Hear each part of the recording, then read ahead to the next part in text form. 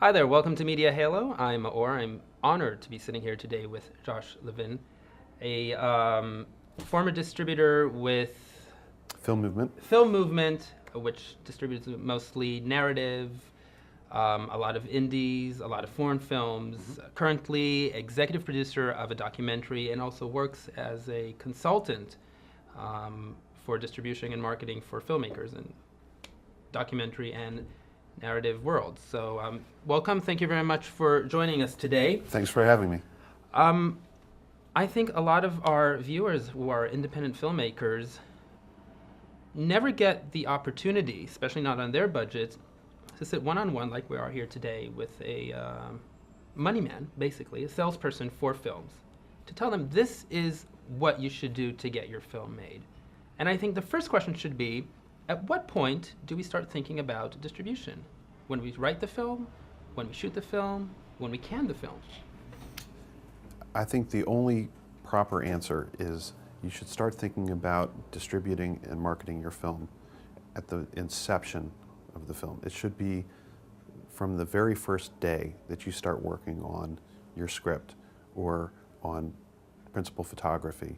You should be seriously considering how this film is going to be taken out into the marketplace.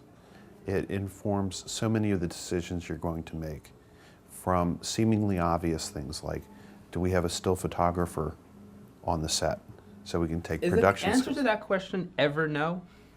The answer is never no, but you'd be shocked at how many filmmakers produce good films, and when we are making the decision whether or not to distribute them and asked to look at the production stills or their key art for their posters and their DVD covers, they don't have them. I'm talking about award-winning films, and they don't have stills that were taken with the characters on the set, in costume. It's amazing. Right. One film at my former company, Film Movement, we had an Oscar-winning actor as the lead, and we ended up with a pixelated DVD cover because we had to do a screen grab because there wasn't anybody shooting. I actually, I think this is a great opportunity. It's an anecdote from my side, but I think it's worth telling every time. As you know, I also work as a designer, and when we go to film festivals, we get the festival catalog, and often we'll have a picture in the middle of a certain film.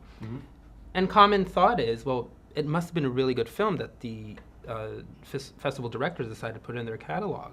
And I think the little known fact is that usually that decision is made by us, by the designers, who pick that picture simply because from all the hundreds of films in the festival, there are only a handful of films that had high quality print res, nice pictures, and it just worked for me, so I put it in there. But for the distribution end of it, people are more likely to go to see that film because it's referenced in an image, in a beautiful image, in the catalog. So for the price of an SLR or even a good digital camera, get a nice file, you don't even need film anymore. Right. Costs you just a few dollars, and now you get people interested in your film. As busy as everybody is on the set, there's a PA or an intern or the boyfriend or girlfriend of somebody who's working on the film or in the film who can take some stills. And it may very well be the difference between whether or not you get a traditional distribution deal or not. Right. My background is in film distribution, and if you bring me a project that doesn't have key art, that doesn't have production stills, that doesn't have certain licenses and clearances already taken care of, I'm just going to move on to the next project because there are so many films being made. As the person who decides which films I'm going to invest my time and money in, I'm going to pick the one that's ready to go. And if you don't have all of these ducks lined up, I'm just going to pick the next one because I guarantee you, setting aside subjective questions about the quality of a film, objectively, there are thousands of films being made that are roughly in the same boat. And it's the filmmaker who's ready from day one to deliver something that is ready to be taken out in the marketplace that's going to have the best chance of getting distributed. Right. And we're actually going to take a lot of those points and put links in our resource section on the site of what a filmmaker should have ready when he cans a film, deliverables, stuff he should do. And like you're right, the price of $10 for an SD card to put in even your pocket digital camera, if you can get good quality, it's not a lot of money. If you have to go back later to do it, either it's impossible or it's just going to cost you so much money that it's not even worth it for you. So you talked about all the films that pile on your desk, and you admit it, you're a number cruncher. That you sell I'm film. a salesman, yes. Right. So I find it that people like to group things. You know, there's genres. It used to be, very strict. I think maybe today it's a bit more fluid. But do we still have strict genres, or the crossover pretty much killed that? And if so, what are the genres that are really selling today? Because like I said, we need to think about it from day one. But on the flip side, the artist, the writer, the director, which are artists, say, well, I want to make something. This is what I wanted to say. Why do I need to lock myself into someone else's genres to say this thing? You have to understand that there are pipelines that exist. And if you think of it in physical terms, there's the action pipeline. Right? So it can be an action comedy, it could be an action thriller, it could be erotic action. I mean, you can have multiple genres, but essentially, if there's fighting and car chases and that's the story you're telling, it goes in the action pipeline. And if you have something with vampires and things that jump out and chainsaws and, you're going in the horror pipeline. Can it be a horror comedy? Sure. Can it be a horror parody? Sure. Can it be erotic horror? Sure. But it's going in the horror pipeline. And should you, as the filmmaker, limit yourself based on that genre? No. But should you understand that those pipelines are the pipelines that exist, and that if you choose to make something that doesn't fit into those different pipelines, it causes confusion and becomes a harder sell? Yes. It becomes a harder sell because the distribution people, you guys, already have certain templates. Right. We do this, and that. And if you get something that doesn't fit in your template, you're thinking, well, now I'm just going to have to spend much more time to try to figure out how to do it. But on the flip side, it could be so new and refreshing that because it hasn't been done before, people are going to want to watch it. But yet you're kind of stuck in your template of, well, it doesn't really fall in. Right, and I always, from an artistic point of view, always encourage the filmmaker to go for their true story and to try something different. I think that's great, but the filmmaker, in making that decision, has to understand that there's a system, however flawed it may be and however broken the model may be and however much it's likely to change. Right now, there is a system that exists. And if the filmmaker makes an artistic decision to go this way, great. But understand that it limits what's going to happen in the existing pipeline. Right. So take, I'm sorry.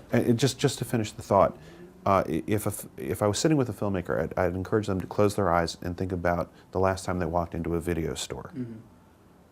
Well, when you walked into a video store, how do you find the movies that you'd like to consider? They're done in sections. That's the action section. That's the horror section. That's the foreign film section. That's the festival section. In festival section, it's kind of a mix of genres because you can have a indie comedy and an indie horror film, and they're both festival films, and they'll be on the festival shelf. There's the foreign film section. There's the documentary section, and if it's not blockbuster, there's the porn section in the back, and that's how the world sees this consumer decision-making matrix. Is we start by dividing things into genres. Can we change the distribution model? Yes, it's going to change, but it's not necessarily going to change the genre system. If you go on Netflix or Blockbuster's online e-rental service where they mail you the discs, Right. It's divided by genres. Here are your thrillers, here's suspense, here's romantic comedy, and here's the miscellaneous pile. But still, I want to go back to another question, but since you touched a bit on the e-distribution or e-rentals or e-retail, less and less people are walking into the video store. That's right. And on those models, yeah, you have the genre, but you also have, you also might like this and this, or people who took that film liked this film based on the rating. So it seems to me that because people are walking less into video stores, that genre thing is breaking down because you can watch it by filmmaker, you can watch it by actor, you can sort it by other people liked this, and I don't know about you, but myself, when I go on all these places, or even iTunes, when you go to listen to music, you don't necessarily go to listen to a genre. You go, it's like the non-linear quality. You're jumping around to find something of interest. So is that helping that creative filmmaker get his film out? Because, or as far as the distributors is concerned, he's still locked in that methodology.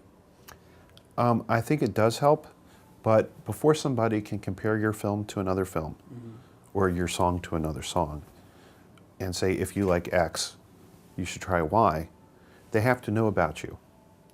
And how are they going to find out about you? Well, there are a couple different routes. Either your film is active on the festival market, or you've worked out a deal with a distributor through traditional distribution means, or you've decided to take your film into the marketplace yourself. And the easiest way for that to work in the festival or in the traditional distribution or in the self-distribution model is working within the parameters of the existing pipeline.